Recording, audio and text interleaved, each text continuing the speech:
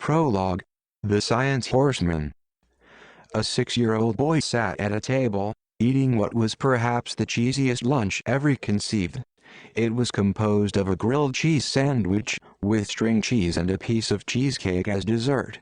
Another 6-year-old boy across the table was watching it with a look of pure hatred, the kind of look reserved for siblings and for disliked food. "Hey Axel," said the boy across the table. "What?" replied Axel, as he stared dreamily at his cheesy banquet. "Can I please have a piece of your cheese?" "No." "Please." "Fine," said Axel. "But only if you say please 100 times." "What?" said the other boy. "Fine." "Okay," said Axel, smiling maliciously. "Ahem," began the other boy. "Please, please, please, please, please." Axel took this time to try to look as evil as possible. "Please, please, please, please, please." His table-mate, on the other hand, was concocting a plan to take the cheese while Axel tried to look evil. "Please, please, please, please, please." Axel then turned to his neighbor to ask if he looked maniacal enough. "Please, please, please, please, please." Turning to his neighbor, however, proved to be a poor decision, because 2 seconds later, a particularly delicious piece of string cheese exited Axel's lunchbox, in the hands of the other kid. At this point, all pleases ceased, and what went on after this was so terrifying words cannot describe it. Things were done to that cheese that would scar Satan for life. It was chewed to a pulp and smashed between fingers and thrown on the ground and stomped on repeatedly and generally abused like no piece of cheese ever deserves to be abused. And then, for no readily apparent reason, a terrible scream filled the air, from nowhere, or possibly everywhere. The scream began to morph into a more and more high-pitched sound, and the world began to slowly fade, until the scream became a terrible sound that filled the air in Axel's room. He sighed, trying to clear his mind of that incident 17 years prior, when a childish love of cheese had turned into a lifelong hatred. The sound removed him from his cheesy nightmare, which was all fine and good, but it was slightly annoying and he wished it would silence itself. It sounded quite a lot like the sound a small child would make if it were thrown through a wood chipper, although how Axel knew what this sounded like was something best kept a secret. He glanced vaguely around the room, which was covered wall-to-wall with anti-cheese posters, which read things like, "Cheese is a disease, all the cheese should be sent overseas, send all the cheese into a deep freeze," and other equally poor rhymes. Even Axel thought they were poor jokes, but really when it came to anti-cheese posters, you took what you could get. The sound continued to permeate the room for several more minutes, in which Axel considered whether or not he should actually do something. Then, in a stroke of genius, he came to the astounding realization that someone else would probably do something about the sound if he just sat around and waited for it to happen. He came to this realization every time something difficult presented itself to him, and while occasionally useful, during math tests and other similar events, it wasn't especially handy. And there was no better way to wait for someone else to do work for you than going back to sleep. Axel considered his ability to go to sleep when there were important things to be done one of his finest features, so it was unsurprising that he was able to go back to sleep in under 10 seconds, despite the child-through wood chipper sound surrounding him. Asterisk. A 12-year-old boy sat in one of those ugly blue school chairs, tightly gripping the hardcover edition of it by Stephen King. On the whole, after reading through 500 pages of its 1142 pages, he had decided it was a pretty mediocre book and stopped reading it. That being said, this was not of the greatest importance to him at the moment, because 2 of the most stereotypical bullies the world had ever seen were walking towards him in that ominous way bullies do. "Axel," said one of them, who gave the distinct impression that his mother had had him with an elephant. "Howdy," said Axel, who perfectly well realized that there were bullies approaching, but didn't care an especially large amount. He didn't care an especially large amount about anything, as a matter of fact, excluding cheese of course, which he despised. "Howdy?" "Who the hell says howdy?" said the other boy, who had a mohawk that looked like a skunk had made a nest on his head.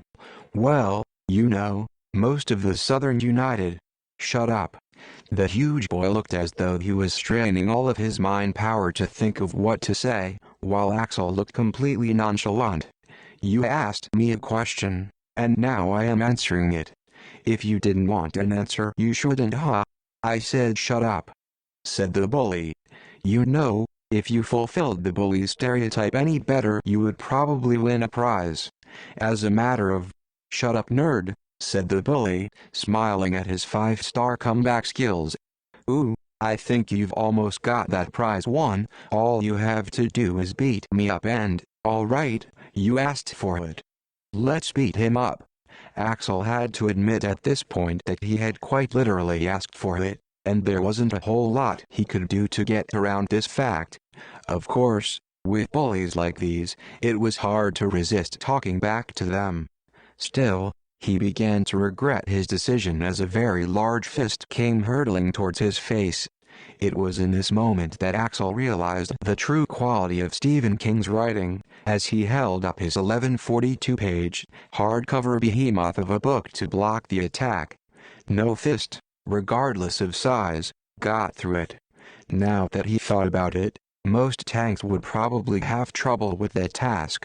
"Ow," said the elephantine bully, cradling his fist. Even his giant fists were no match as the hardcover edition of it came hurtling through the air, into his skull.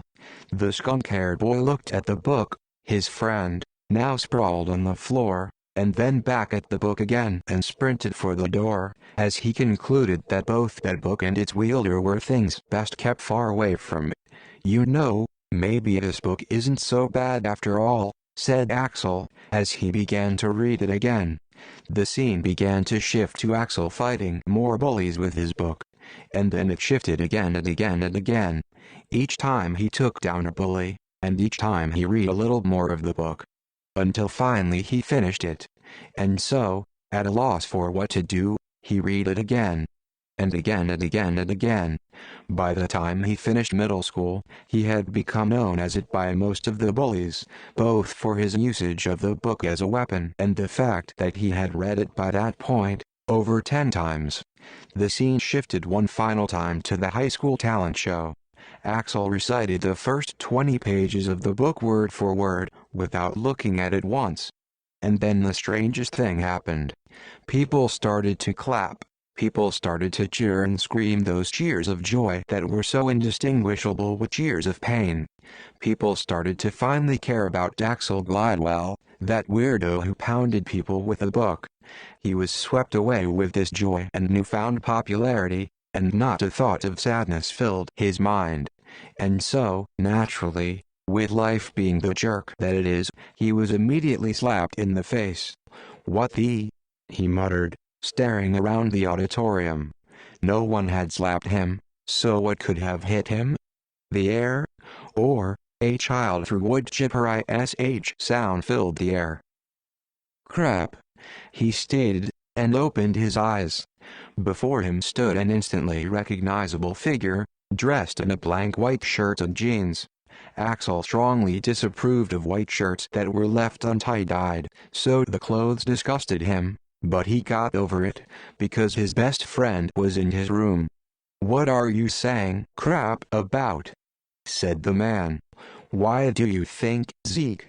Because you slapped me in the face, when I was in the middle of an awesome dream. And how'd you get into my house anyway?" "Isn't it locked?" replied Axel. Well, you see it was locked," said Zeke. "What do you mean it was locked? You passed kindergarten, Axel. I was in your class. Not that I remember it, but I assume you passed, and so you probably know what it was locked means. I meant in this context. And who really cares anyway? For God's sake, what are you doing in my apartment?" "Well, you know that sound?" asked Zeke. "Gee, I wonder. It's been tearing my ears apart." "Well, what do you say we try to figure out how to stop it?" asked Zeke. "I say it's a terrible idea. Let's just wait for someone else to do it. That's my policy, and it's worked for 23 years, said Axel. The problem is, that's everyone's policy, and so nobody is doing anything about the problem. Crap. Would you stop saying that? Enough with the profanity, said Zeke. I don't give a crap if you don't like it. I'm 23 and I have every right to talk this way. And besides, the sound is annoying as crap, so let's get going. Fine, let's go. We can finish this conversation later. Axel was satisfied by this, and shooed out Zeke as he decked some more suitable clothes. He ripped open his dresser so forcefully it knocked down a picture of his mom that was resting on top of it. Assaulting it like this was really the only way to get the damn thing open, and he had had it since he was 7, so he wasn't about to get a new one unless it was absolutely necessary. The picture of his mom managed to fall down every single time, forcing him to look at it as he picked it back up, and read the words, "Have a nice life," which she had written on it in her nearly illegible handwriting. Or so that was what he thought it said. For all he knew it could have said, "Get a nice wife," or, "Have a life of strife." Either way, it reminded him that he hadn't talked to his mom once since he had moved to San Francisco a year prior. Maybe if I figure out where the sound is coming from, I'll tell her about it, he said to his dresser. He was happy to see that it didn't reply while he was putting on his jeans and Oregon State University sweatshirt. About a minute later, he stepped out of his room to see Zeke eating a cheese stick next to the window. "Zeke, you know my stance on cheese." "Of course I do, why else would I be eating it?" Axel stared at Zeke with a look of loathing, making sure not to move his eyes at all. This proved to be a poor decision, as he knocked over 3 bookshelves before he managed to grab his copy of it, and walked into the wall next to the door 5 times before managed to get through out of his apartment. "So," said Axel, "where exactly do you think it's coming from?" "I think you know as well as I do," said Zeke, looking at the roof and sighing. Axel took one last sad look at his apartment, room 566, and said, "Crap. For once I agree with your profane word choice, Axel." "Crap. Stairs or elevator?" "Stairs—they'll take longer, but they'll require more work to climb." "To the elevator," said Axel. "Whatever floats your boat," said Zeke. "What a stupid phrase," said Axel, to a look from Zeke that perfectly conveyed the exact words. "Shut up or I'll make you eat cheese." Axel and Zeke walked down Axel's seemingly endless hallway and towards the elevator. It would have been preferable to go faster, seeing as the hallway smelled, in Axel's opinion, like a fish had died, rotted, been fried in air freshener, incinerated, and had its ashes sprinkled throughout the hallway. On the other hand, Axel didn't really want to get to the source of the sound, as it would inevitably involve him doing actual work, which was, all things considered, worth standing in a dead-rotted air-freshened incinerated fish-smelling hallway. "Jesus Christ, you must have the longest hallway in the world," said Zeke, as he finally walked into the elevator and pressed the 6 button. The elevator immediately pinged as the number display changed from 5 to 6. "Wow, this must be the fastest elevator I've ever ridden," said Zeke. "That took about 1 second. We're not there yet, are we?" said Axel, pointing to the closed elevator door. It took about 5 minutes of awkward silence before the elevator actually arrived at the 6th floor. "Wow, that must have been the slowest elevator I've ever ridden," said Zeke, as he exited at last. "Well," said Zeke, trying to create conversation. Yeah, no. Look, Zeke, if you don't have anything to say, then just shut the hell up." "Well, geez, sorry Mr. Meanie Pants," said Zeke. "If you ever call me Mr. Meanie Pants again, I swear to God, I'll, well, WHADY no, we're here," said Zeke as loudly as possible, in order to never find out what Axel was swearing to God he would do if he was called Mr. Meanie Pants again. Axel would have tried to finish his sentence even louder than Zeke, but he was more concerned with the room before him. "Room 666, he said, in a mixture of awe and horror.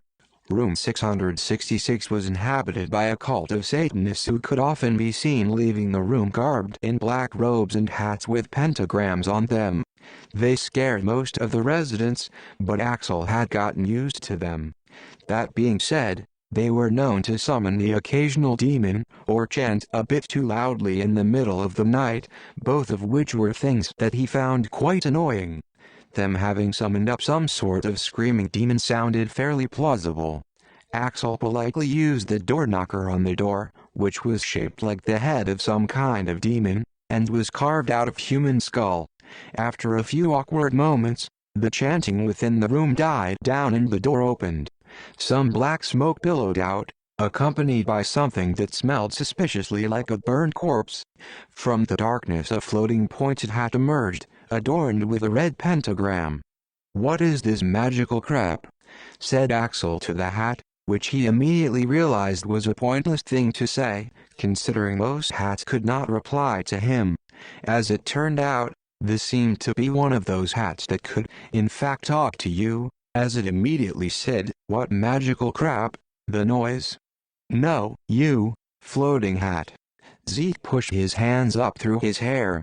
"Look below the hat, Axel," he said. Axel immediately jumped backwards, into Zeke, at the sight of the extremely short man residing below the hat. "What do you seek?" he said in a high-pitched voice. "To see if you're causing this stupid noise," said Axel. "You mean someone actually is doing something about it? Wow, never would have thought. Oh well, anyway, yes, the sound is in fact coming from our apartment. Oh, thank God. Thank Satan, you mean? Yeah, sure, whatever. Thank whoever it is that I should be thanking, that we figured out where the noise was coming from. My work here is done," said Axel. "The heck it's done," said Zeke. "You still have to actually stop the sound. Okay, it would be nice if you friendly Satanists would stop the sound, so I can go back to doing nothing." "Well, yes, that would be great, except that we can't." "Crap," said Axel. "You see, earlier today we were summoning our daily demon, when Larry accidentally mispronounced one syllable of the incantation, and we seem to have summoned up something much, much different than what we expected." "I see," said Zeke. "What did you summon in, Satan himself?" said Axel. "Oh no, it's even worse than that. We have summoned up something even more ancient and powerful than Satan himself." "That might be a problem," said Axel. "What's it called?" asked Axel. "I know not what this beast is called, only that we cannot hope to get it back in the fires of hell without a little help." "Well, I guess there's no way to get out of helping with this one," said Zeke, smiling at Axel with a look that suggested that he had won. "Oh, believe me, there's always a way out," said Axel. "Come on," began Zeke. "I mean, really, how long are you going to try to do this for, honestly, Axel?" Zeke and Axel both looked down in surprise, as the Satanist grabbed them with his astoundingly strong fists, and began to pull them into his apartment. "Crap," said Axel and Zeke simultaneously, as they were dragged helplessly into the black smoke within. "Hey Zeke, what's that weird smell?" said Axel, without a trace of fear in his voice. "Shut up," whispered Zeke. "You don't want the demon to hear us coming, do you?" "Hey, I really don't give a crap," said Axel as loudly as possible.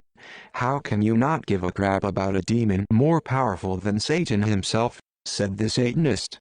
"Anyway, it's right this way," he said, beckoning through a door that was decorated with bones like he was a flight attendant beckoning for people to get onto a plane. The room within was like no room Axel had ever seen before. It was, despite the fact that the apartment building was built with only rectangular rooms, completely circular. The room was entirely empty, except for a few pillows on the ground, where Axel assumed the Satanists must sit during their rituals. The wall was covered with various tapestries, all adorned with strange symbols that Axel could never hope to recognize. And naturally, in the center of the black tile floor was a pentagram, drawn in blood-colored ink. Or was it ink-colored blood? Axel really couldn't tell. "These are some fancy tapestries. What do all those symbols mean?" said Axel. "Oh, those. Yeah, I've got no idea what they actually mean. Bought them at a yard sale a few months back," said the Satanist. "What the hell is wrong with you two?" said Zeke. "You're going to get us killed if you keep." The realization that, perhaps, yelling at people to tell them to stop talking was a rather poor decision dawned on Zeke at that moment.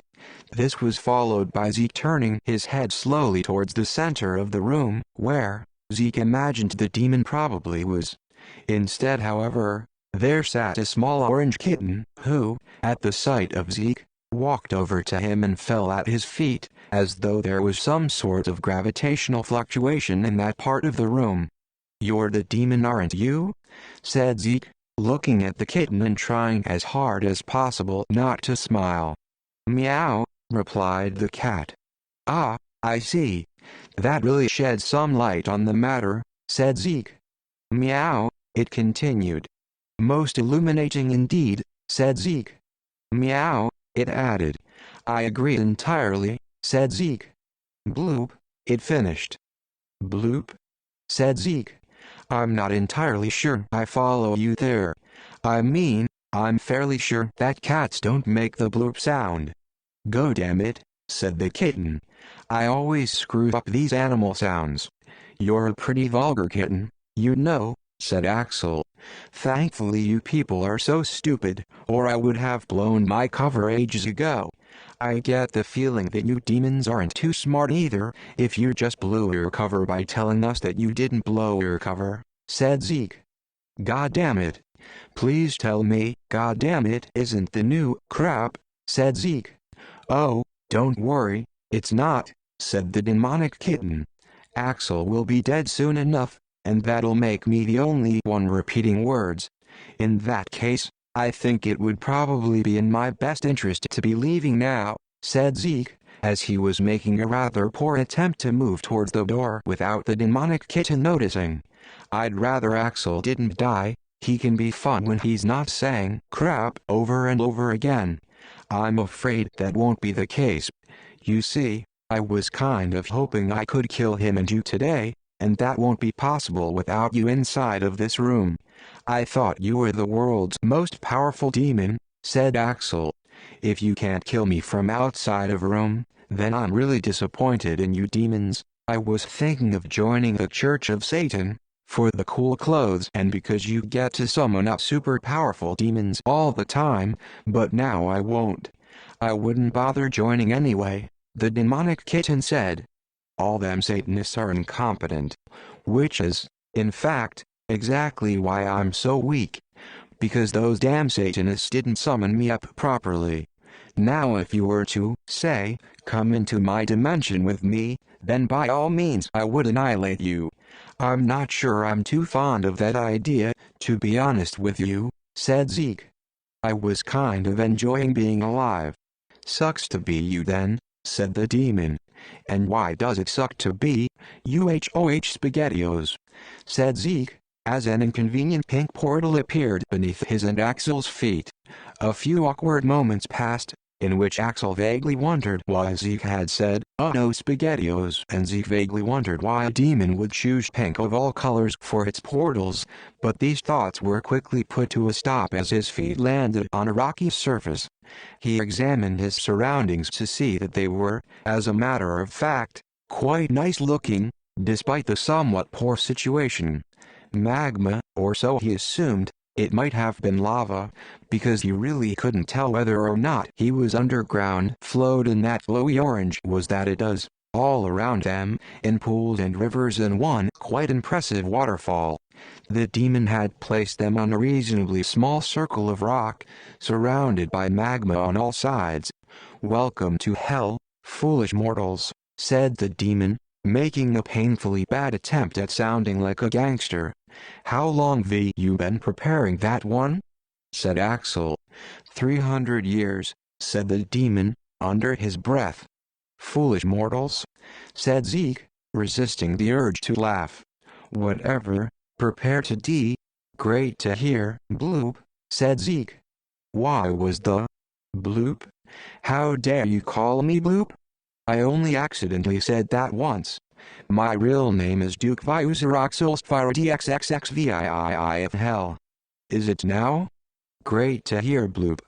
Well, if you really want respect, then I think I can settle to call you the Bloop." "Fine. What difference does it make? I'm about to kill you anyway," said the Bloop. "You keep telling yourself that, my Bloopy bro," said Axel, attempting to sound like Zeke by saying stupid things. "You're one crazy kid," said the Bloop. "Anyway, it's about time I showed you my true form. You might as well see it before you die." "Okie dokie, Bloopinator." Ignoring Axel's absurdly dumb comment, the Bloop prepared itself to transform into its ultimate form. The kitten that laid before Axel and Zeke began to morph into something much, much worse. The cat's orange fur started darkening and darkening and darkening until it was so black that it seemed to consume one's soul simply from gazing upon it. The luxuriously soft fur became scales covered in some sort of slimy substance.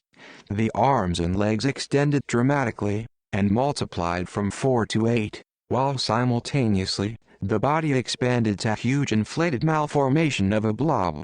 And where the cute face had been, instead there was a mask made of pure darkness, and 2 red glows behind it, where its eyes undoubtedly laid. Not bad at all," said Axel. "Now I personally would have gone with a more human-shaped body, so people could relate to it, but other than that, not half bad." "How can you not fear death, when it lies right before you?" said the Bloop. "If you are not afraid of death, then what do you fear? PFFT. Death ain't nothing compared to cheese. Now that is some scary stuff. You would think that after thousands of years, nothing would surprise me, and yet here I am, caught completely off guard by a random man named Axel. You know, it's kind of hot in hell. Do you have any air conditioning down here?" said Axel. The Bloop simply looked at him, or so what Axel assumed was looking through that mask, completely flabbergasted by Axel's lack of fear. "What I have who? Enough of this insolence," said the Bloop. With 2 of its scaly tentacles, it picked Axel and Zeke both up into the air, and held them on opposite sides of its body. "You scared now, Axel?" it said, in a voice that suggested that under the mask, it was probably smiling happily. "Nope. God damn it.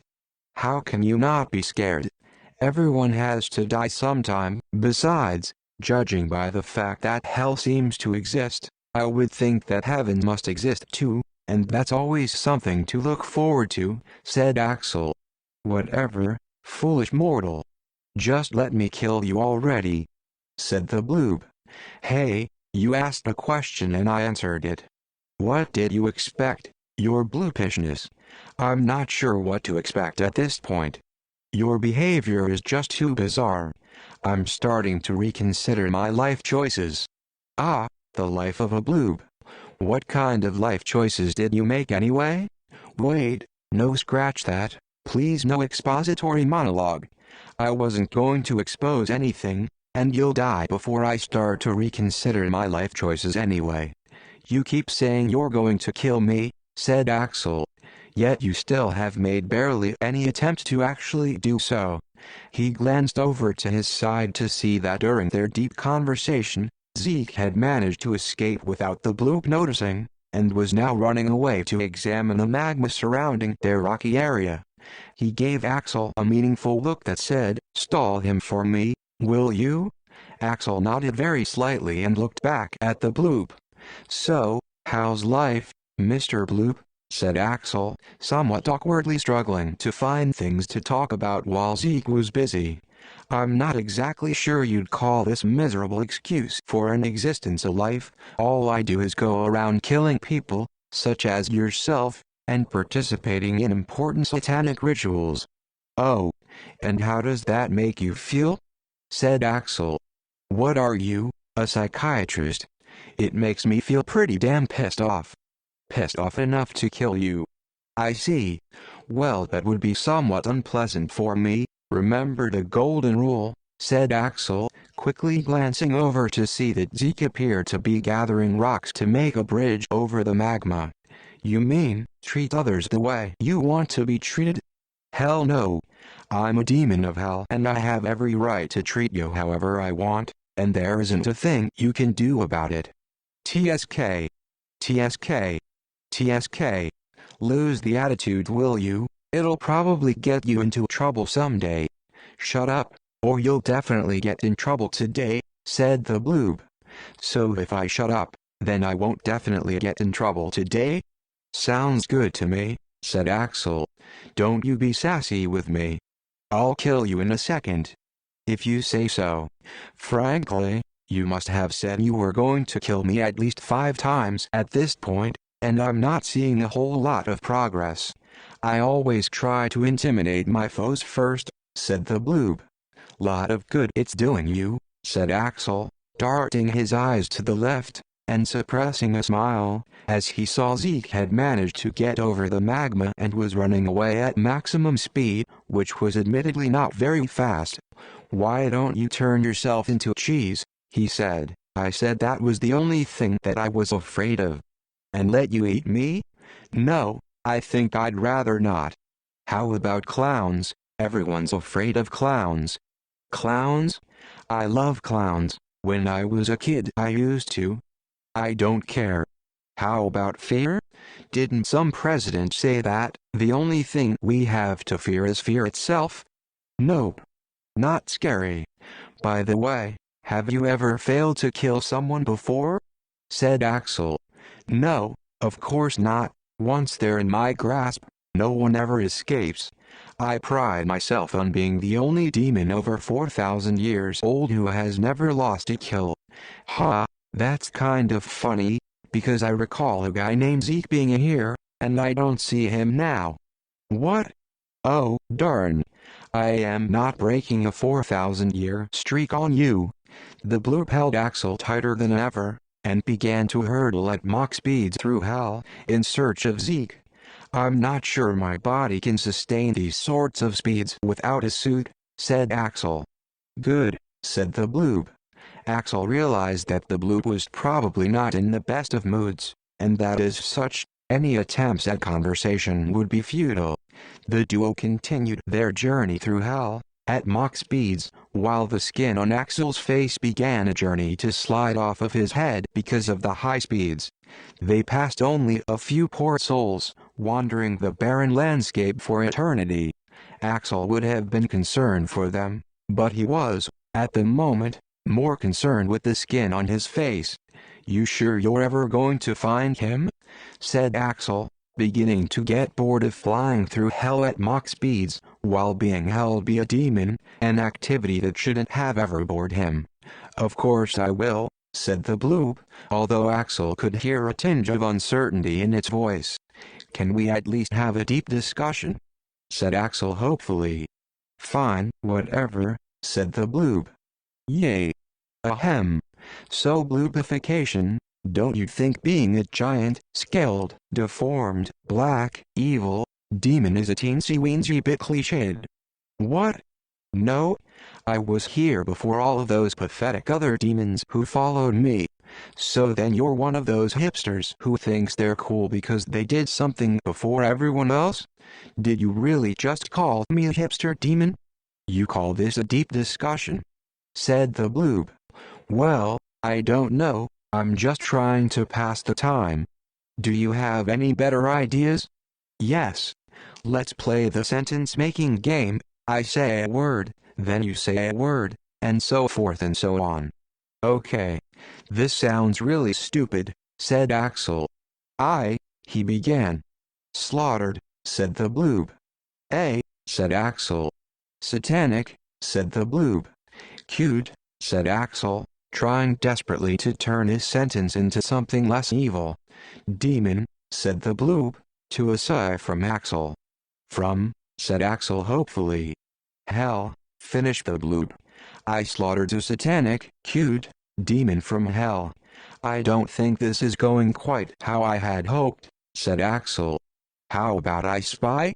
I spy with my little mask, Zeke, said the bloop, at the happy and much anticipated sight of Zeke. What was perhaps slightly less happy about this sight, at least from the bloop's point of view, was that Zeke just so happened to be standing next to a cluster of about 50 angels. Enjoy, said Zeke, with a smile that laid on the border between happy and insane. At this point, 6 things happened. They are the following, in order. 1. 50 angels charged at the bloop simultaneously. 2. He dropped Axel from about 30 feet in the air. 3. One of the angels grabbed Axel and brought him down to safety. 4. Zeke began to laugh maniacally. 5. The bloop emitted a shockwave of pure, unadulterated evil that vaporized all of the angels within seconds. 6. And most importantly, Zeke said, "Gosh darn you to heck." Shortly following this illuminating statement, the bloop flew through the air, colliding with Zeke, who was at this point somewhat distracted by trying to perfect his evil laugh. Axel quickly ran over, making his best attempt at pulling the bloop off of him, but his best attempt was not really top-notch, and the bloop remained firmly in place. "You asked for it," said Axel, trying not to laugh at his own terrible pun, as he jumped high into the air and brought 1142 pages of pure Stephen King terror down upon the bloop. A deafening crack filled the air, and it released its grip on Zeke, sliding to the ground where it twitched a few times before becoming motionless at last. Zeke stood up, stunned but alive, and looked down at the mass of demonic flesh below him. "Ha ha," said Axel, smiling triumphantly. "How did you like that? Strongest demon in the world is nothing compared to it." "I can't say I like that very much at all," said the bloop, standing up again, much to Axel and Zeke's chagrin. "I'm afraid scaring you is just too much work, and I've got a ritual I've got to attend to in half an hour, so if you might be so kind as to die, it would please me immensely. As much as I'm sure that would make you happy," said Axel. "I have a question first.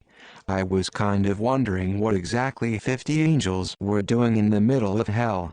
Seems rather counterintuitive, if you ask me. Since you're going to die anyway, you've said that 13 times now and it's still not true. Do you want me to answer your question or not?" "Yes, of course." "All right," said the bloop. He sighed a strange demonic sigh, that Axel took to mean that a monologue was about to begin. He was right. "Since I don't know what you already know about this topic, and I'm too lazy to ask, I guess I'll tell you everything. It all began 14 million years ago when the universe was created. Is this monologue going to detail the entire history of the universe? Because you'll probably miss your ritual in 30 minutes, said Axel. Completely ignoring his comment, the bloop continued. "That was, of course, the Big Bang," he said. "Precisely why this Big Bang occurred has been the source of much discussion between the angels and demons, but regardless of why it happened, we know that in one moment, the shortest amount of time conceivably possible, 4 things were created. As you well know, one of them was obviously the universe proper, which has since expanded dramatically, and now is home to foolish mortals such as yourselves. The second and third things created in that moment were God and Satan, who immediately decided that they despised one another, and spent the rest of eternity fighting. I'm sure you are already aware of the fact that they created angels and demons, and live in heaven and hell. At any rate, there used to be angels down here in hell all the time, trying to destroy us, and demons up in heaven trying to destroy them, but that more or less stopped once God created humanity and we decided it would be much more fun to torment them." "What kind of tormenting are you doing to us?" asked Axel, who seemed to be quite engaged in the story, and not at all fazed by the fact that it was being told to him be a giant blob of pure evil. "Oh, you know, getting you into wars and whatnot. You'll probably remember World Wars I and II, those were my doing." "Good times," said the bloop in a voice that indicated that if he could smile, he probably would. "Well, anyway, these days angels have started coming back down here again, but instead of attacking us, like they used to in the Golden Age, they seem to just want to talk to Satan. Kind of boring, if you ask me. That's why we've been killing most of them and they still haven't actually said whatever they're trying to say. I have an angel hunting party planned for 6:30 tonight, after the ritual, so if at all possible, it would be very, very nice if you would be dead by then." Wait, said Zeke, appearing to suddenly come to an epiphany. "Didn't you say that 4 things were created back in the Big Bang? You only told us about 3. God damn it. I was hoping you would forget about that. Fine, I guess I'll tell you about the 4th thing, but even if you do escape, you have to be absolutely sure to tell no one about this one." "Ooh, it's getting interesting in here," said Axel, to a raised eyebrow from Zeke. "There was God, there was Satan, there was the universe, and fourthly, there were the horsemen." "You mean the 4 horsemen of the apocalypse?" asked Axel. "Of course, you foolish mortal. What other horseman would it be? Do you think that at the beginning of time, some random guy named George randomly appeared on a horse? No, it was the apocalyptic horsemen. And as for you calling them the 4 horsemen of the apocalypse, that is a common misconception. There are in fact 5 horsemen of the apocalypse." "5 horsemen? What are they?" "Pestilence, war, famine, death and cheese," asked Axel, seeming to believe that he actually knew what he was talking about. "Wait, but I thought cheese was a disease," said Zeke. "Then wouldn't that just make it the same as pestilence?" "Ah, that's true.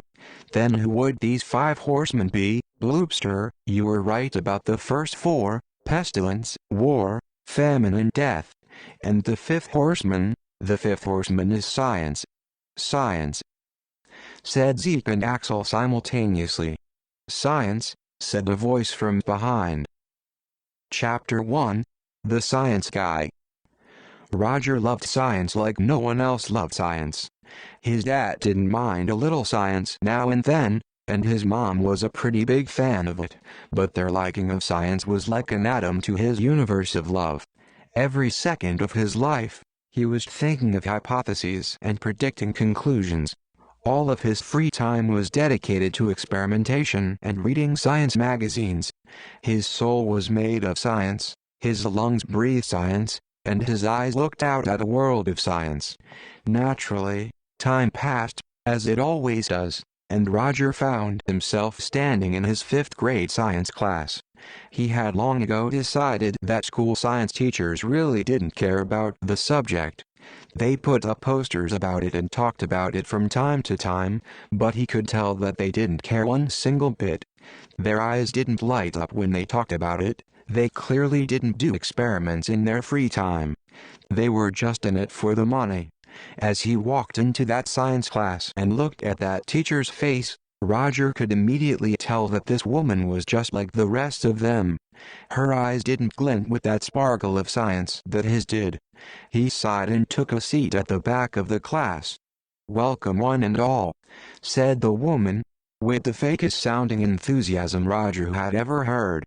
Upon looking her up and down, he decided that her appearance confirmed his suspicion that she was a faker. She was tall and skinny, clearly obsessed with how she looked. Her hair was blonde, although, like everything else about her, the color seemed to be fake. Her teeth were blindingly white, and her face was covered with a terrifying amount of makeup. Her clothes looked like she had been planning them for weeks, and they were quite expensive looking.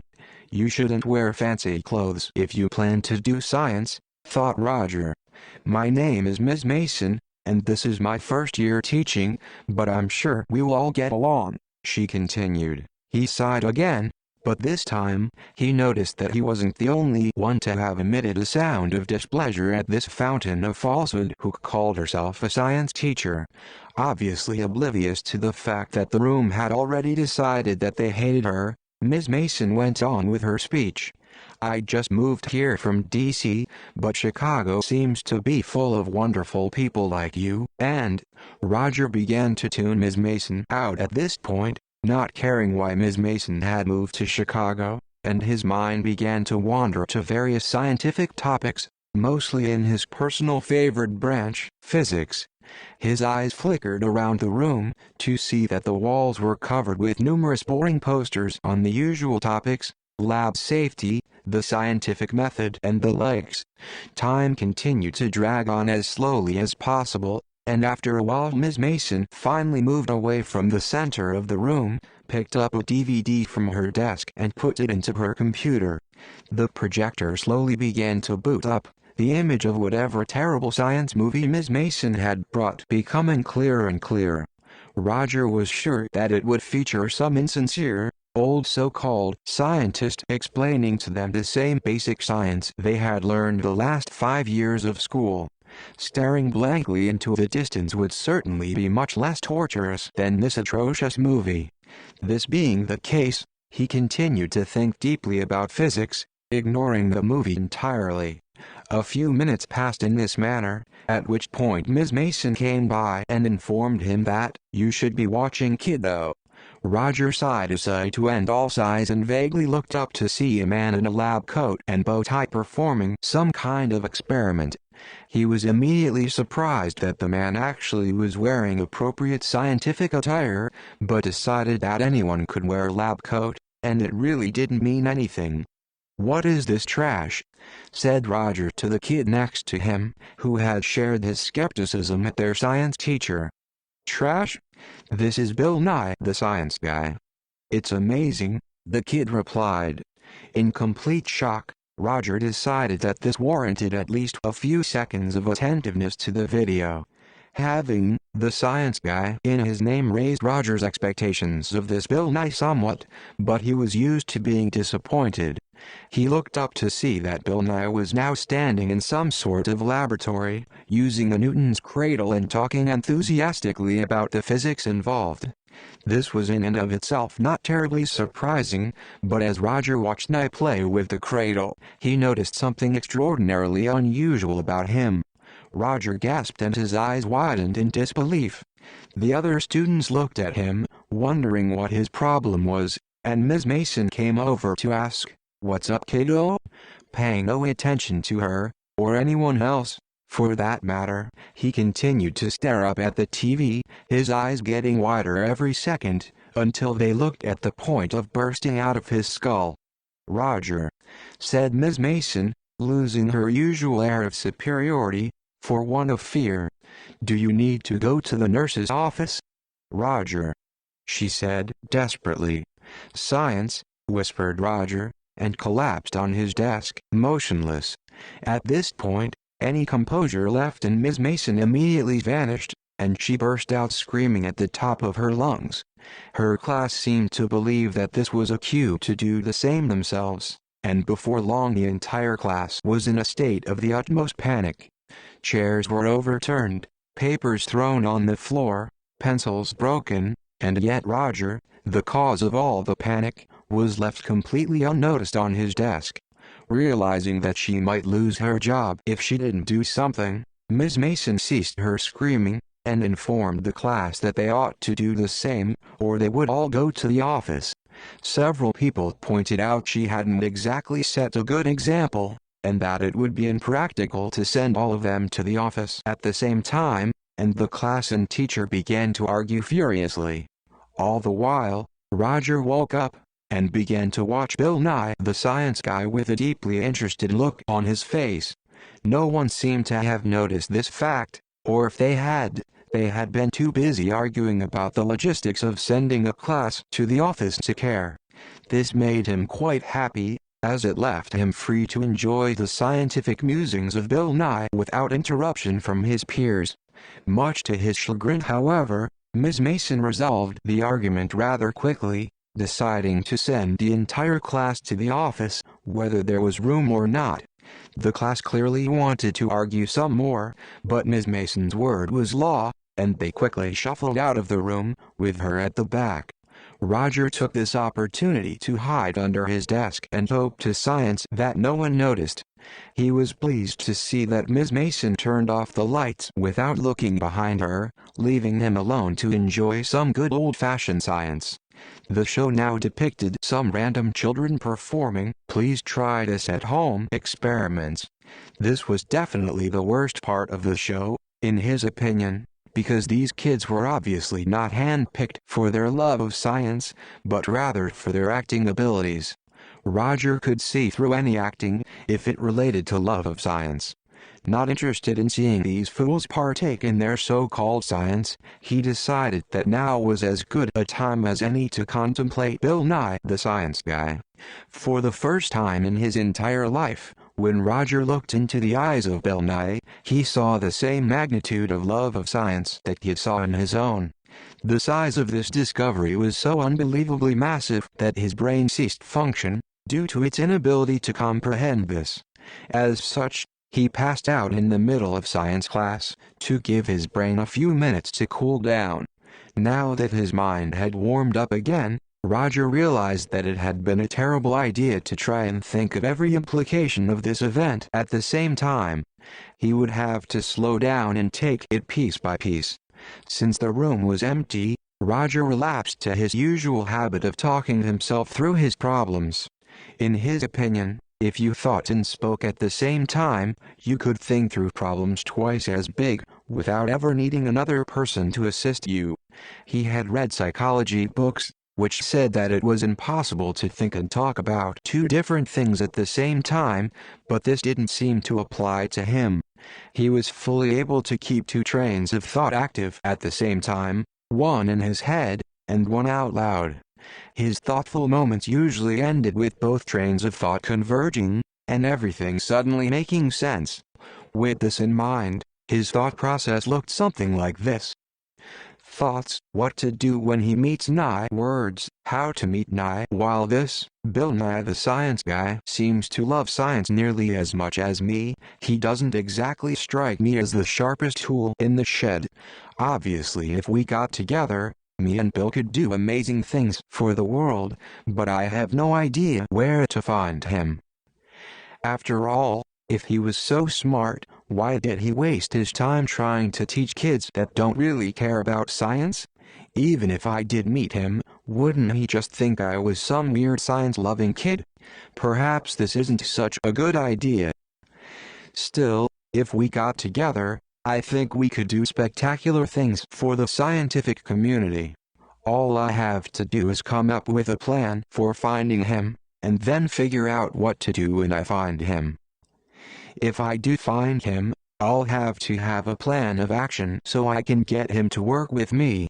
I'm fairly sure Nye doesn't live in Chicago, but in all likelihood there will be some kind of science convention around here at some point this year that he'll come to.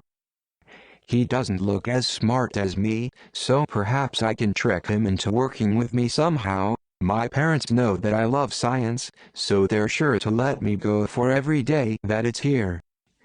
Then again, this is the opportunity of a lifetime to meet with someone who actually cares about science, so I'd rather maintain a more mutual relationship with him.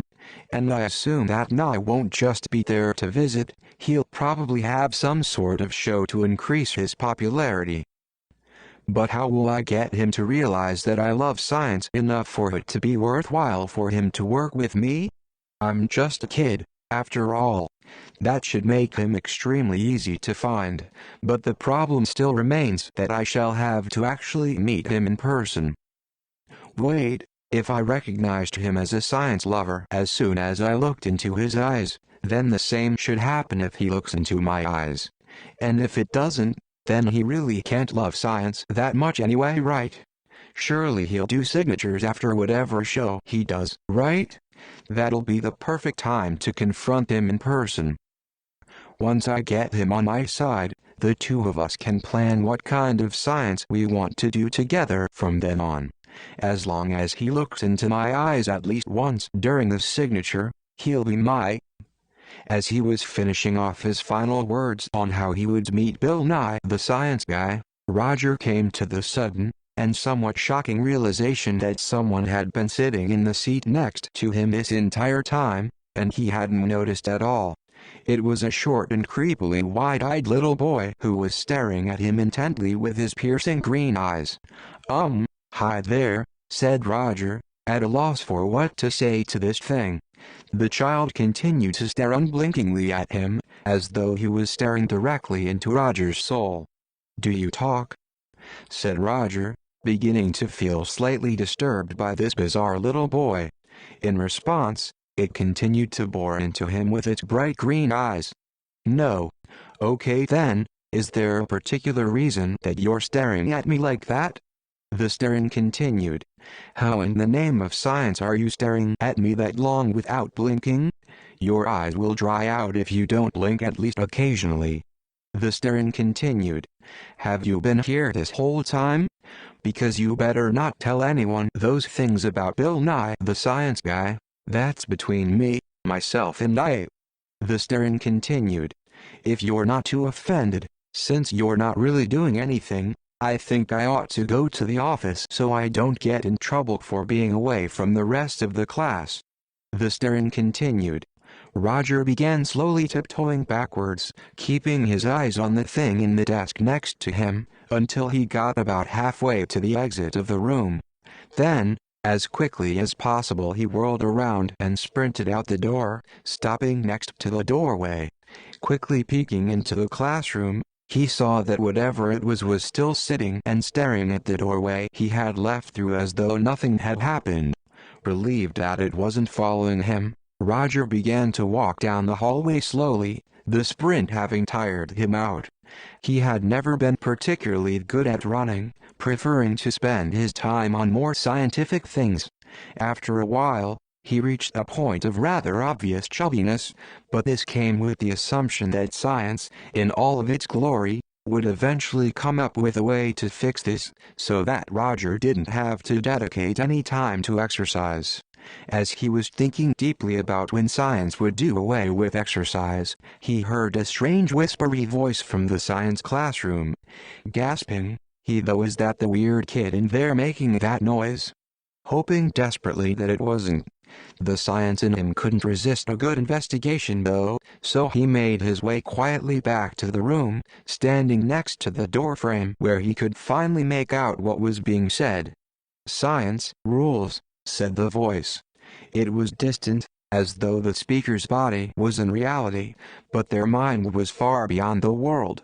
Roger was strongly tempted to say, "I agree," but quickly realized that this was a terrible idea given that the voice sounded like the sort of thing best kept away from. "Inertia is a property of matter," said the whispery voice. "It's quoting the Bill Nye the Science Guy theme song," thought Roger. "Bill, Bill, Bill, Bill, Bill, Bill," said the voice. "The question is where the thing came from. It can't have just been there the entire time. That seems so illogical. But that's no more illogical than it randomly appearing there, I suppose." "T-7 seconds," said the voice, in the same distant way it had said the rest of the song. "There's no reason to assume that that thing is dangerous just because I can't explain it. That must be the science in me, fearing anything that doesn't make sense given the laws of science. If something doesn't make sense, I must do my duty to the scientific community and investigate it." He paused for a few moments, thinking of a suitable hypothesis for the situation, and as he finished doing this, he realized that the thing had stopped its regular intervals of Bill Nye the Science Guy theme song lyrics. In fact, it seemed to have stopped making any noise whatsoever. Cautiously, Roger shuffled against the wall, towards the door to Ms. Mason's science classroom. Tilting his head sideways to make sure that the smallest portion of his face possible crossed the threshold of the door before his eyes, Roger peeked around the door hinge. getting his eyes into position to quickly scan the room for human, or whatever that thing was, presence. His eyes quickly moved from the lab safety posters to Ms. Mason's desk, to the TV that once displayed the glorious Bill Nye the Science Guy, and past the desk where whatever it was had been seconds ago, but it was nowhere to be found. This defies all of science, thought Roger. Matter cannot simply come into existence and then cease to exist a few seconds later. If I ever get my hand on that thing, I'll experiment on it until it tells me how this happened. Well, I would, anyway, except it just disappeared from reality, so that might be kind of difficult. After a thorough search of the room, Roger concluded that whatever it may have been had disappeared just as quickly as it had appeared. At a loss for what to do, and bitter that science could not be conducted on it, Roger looked around to make sure no one was coming, and snuck behind Ms. Mason's desk in search of other episodes of Bill Nye the Science Guy. The great search went on for nearly an hour, in which he searched every drawer in the entire classroom, there were at least 100, and found out a number of things about Ms. Mason that he had rather not known. Sadly, none of these things was the fact that she had any more Bill Nye the Science Guy DVDs, so Roger felt the time to be completely wasted. Time not used for science is time misused, he thought, since the classroom clearly had no further use to him, and he had no interest in dealing with Ms. Mason for the rest of the day. He headed home to do some science without the disturbance of bad teachers. There was, of course, the obvious problem with this decision that his school was built like a prison. One did not simply walk past the door guards unless they wanted detention with Mrs. Sagrim. Detention with Mrs. Sagrim was comparable to detention with Satan, with the exception of Satan being friendlier. Of course, Roger considered himself to be at least 6 times smarter than the door guards, so it couldn't be that difficult to get past them. The main problem lay in trying to get through the halls of the school without encountering a single teacher along the way. Roger was fairly sure that the teachers were paid a bonus if they turned in students who were roaming the hallways without a pass. Making sure to look both ways before exiting the door, he began his journey down the first hall. It wasn't far to the exit from Ms. Mason's science classroom, but it only took one classroom with Sagrim in it along the way for the escape to fail. Thankfully, this was not the case. In a matter of seconds, Roger sprinted down the hallway, through the lobby, and past the door guards, out of the prison doors and down the school steps. The guards glanced vaguely up from their phones, deciding that something was probably wrong, but that they would get paid regardless of whether or not they solved the problem, and went back to messaging their friends on Facebook. It was a rather long journey back to his house, and Roger had just run the farthest he had run in the last 5 years, so he quickly settled down on a nice shaded bench a few feet away from the steps. I'm still in danger here, thought Roger, but after the strenuous 20-foot run, he was nearly passed out with tiredness, and knew that the teachers had limited reasons to come outside during the school day, so he let down his guard. After a brief, and luckily non-teacher-filled time catching his breath, he made the rest of the way to his house, taking an extraordinarily long time, because he had to stop every few minutes out of tiredness.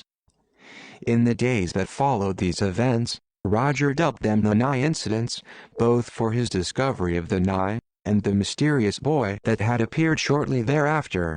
As the months passed, he came no closer to discovering what the strange Bill Nye the Science Guy theme song reciter was, or what exactly it was doing in his Ms. Mason science classroom, but this was largely due to the fact that with every passing month he became more and more distracted by the upcoming ScienceCon, the largest science convention in the United States that would be featuring approximately 200 million cubic centimeters. That is to say 2,000 cubic kilometers of science, according to Roger's measurements of the convention center in which it was to be held, and more importantly, Bill Nye the Science Guy himself.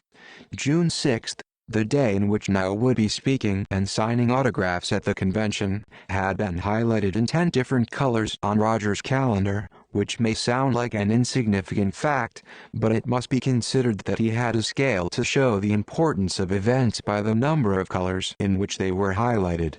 His birthday got 2 colors, his first day of school got 3 colors, and on his important days in science poster, the publishing of The Scientific Method by Francis Bacon deserved 7 colors. June 6th had 3 more colors. Similar to the pH scale, events on the highlighter scale became exponentially more important as the number of colors increased, so June 6th was to be an event of such tremendous importance that if Roger worked in the government he would have given it a holiday for every day for the next 294,385,720,984,357 years. It was probably the most important day in the history of the human race, and as it turned it was also tomorrow. Chapter 2. Prepare for Science. 3 months before June 6th, Roger visited 6 different world-class sleep doctors in order to make sure that he knew the right way to sleep before the all-important day. After all, it would be somewhat problematic if you were to not be able to sleep the night before the most significant date of all time. After a few $1,000s spent on the best bed, pillow, sheets, pleasant wallpaper, soundproof walls, soothing noises maker and sleep medication in the world, he also made sure to book 6 different taxi companies just in case the car stopped working.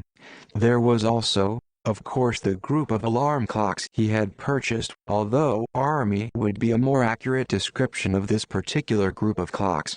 They took up the better part of one wall of his room, were of various shapes and sizes and naturally, were extremely loud.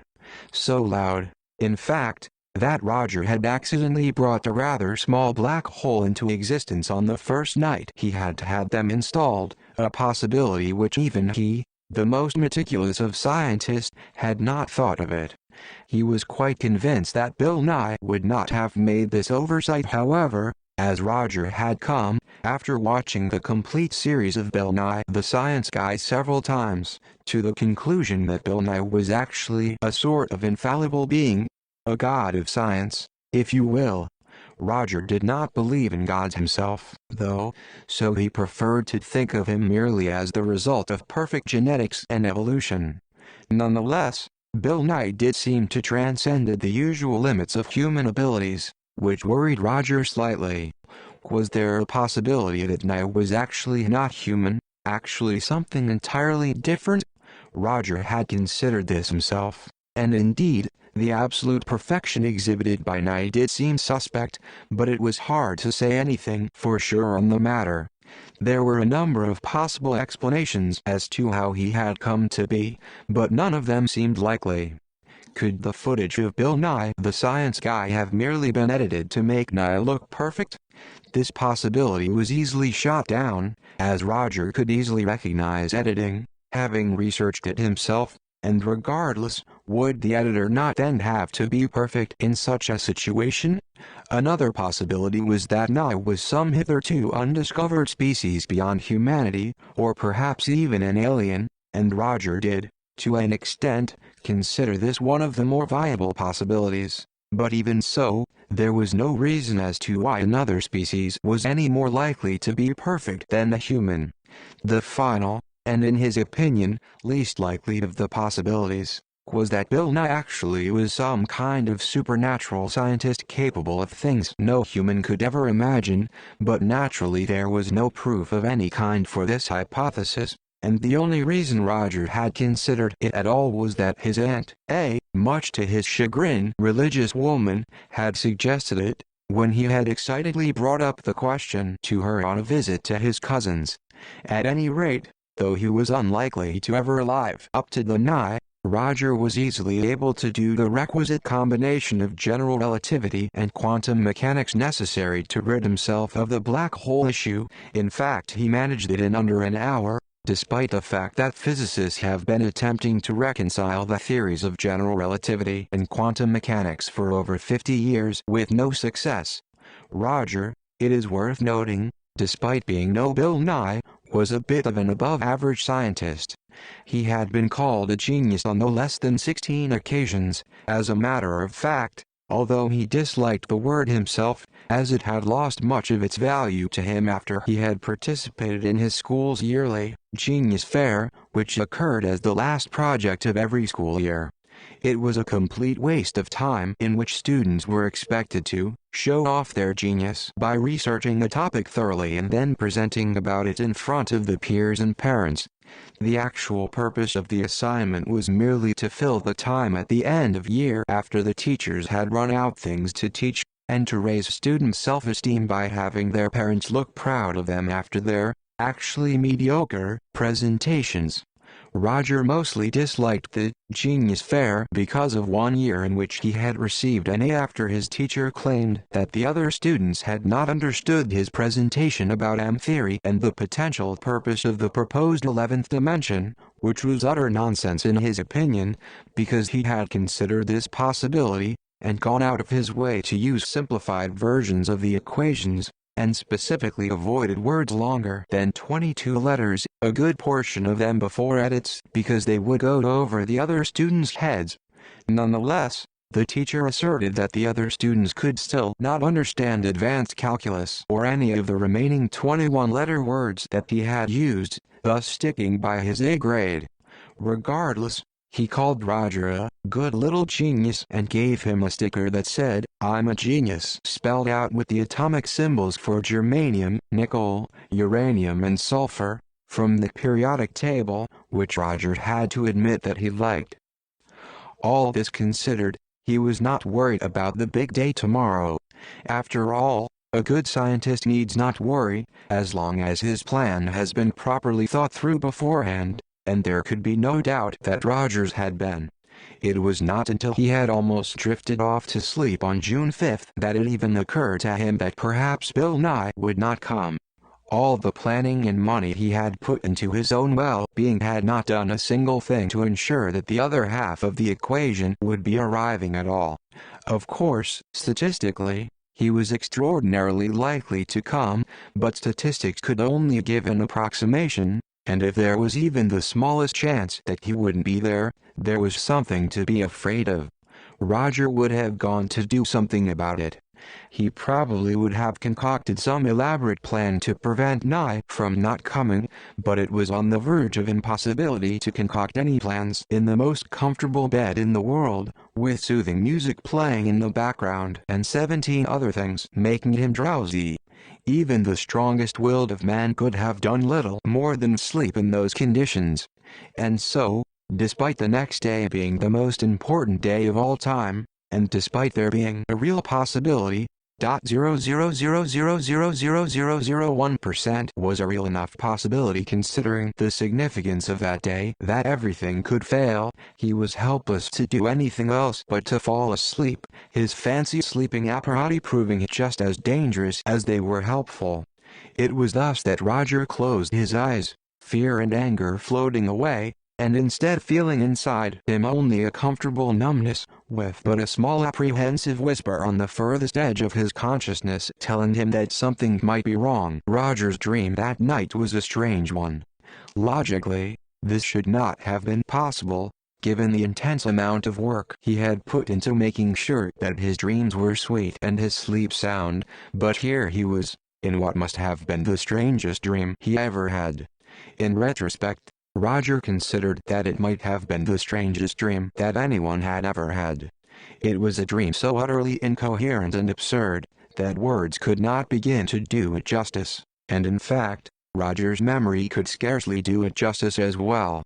The next morning, he would not even be able to believe that such a dream could actually have manifested itself in his mind. Yet it did. And its strangeness did not end with its content, either, because its depth was equally unthinkable. This was without a doubt the deepest dream he had ever had. Roger was by no means a shallow sleeper on an ordinary day, which was one of the reasons he had needed his armada of alarm clocks, but he never slept this deeply, for few people had ever slept as deeply as he now slept, except for those who had been embraced by the eternal sleep of death. Even death, though, seemed somehow shallow compared to this dream. His consciousness seemed to have gone into the very center of his mind, a place so foreign that the possibility of its existence had not even been considered by psychologists, lest they be outcast by their peers for the absurdity of it. Yet here it was. It was a strange place indeed. Later on, Roger would not be able to recall precisely where his dream had begun, nor where it had ended. It merely seemed to be an endless expanse of unadulterated madness, the likes of which not even he could hope to comprehend. There were no events in this dream, because time did not even begin to have a prescience here. Instead it was an expanse of lunacy, going in no particular direction. Likewise, it could scarcely have been said that Roger felt anything either, because all five of his senses were overloaded with the simultaneous explosion of everything and nothingness that they could not really be described as having felt anything. Nothing humanly possible, at any rate. In fact, the only thing at all that Roger could really recall in the slightest were certain words and phrases, which had bounced about his mind with surprising clarity, especially given the almost lysergic insanity that inhabited the rest of it. The principal among these words were science and Bill Nye, which, of course, did not surprise him in the slightest, since these words had been on his mind to some level for every day since he had discovered Bill Nye the Science Guy, and accepted him as his idol. Much more surprising, however, was a different phrase that seemed to be at the center of it all, despite Roger having never thought it before. Roger was rarely surprised by any of the occurrences of his life, even those that would have surprised others, as he was able to understand and predict many events through the scientific method. This made the fact that this did indeed surprise him, and surprised him greatly, quite significant. For, though the depths of the mind are no doubt a strange place, Roger had a great deal of knowledge of psychology, and could then fathom how most strange thoughts could have found their ways into it. But nonetheless, here he was at a complete loss as to why such a thought was taking over his psyche. He had never thought anything even close to it before, so it seemed patently absurd that it could dominate him as it was, even considering that the center of the mind is poorly understood. Later on, he would realize that these words marked the beginning of a great change in his life, and the beginning, so to speak, of the end. He would be furious at himself for looking at them only as an unexplainable anomaly, a piece of psychology yet to be fully understood, and not seeing that they clearly had significance beyond anything he could imagine. He would regret forever how little attention he gave to these anomalous words, but he would never forget them. Roger would never forget the words that changed the direction of his life so sharply. Roger would never forget the words that he would puzzle over for so long to come.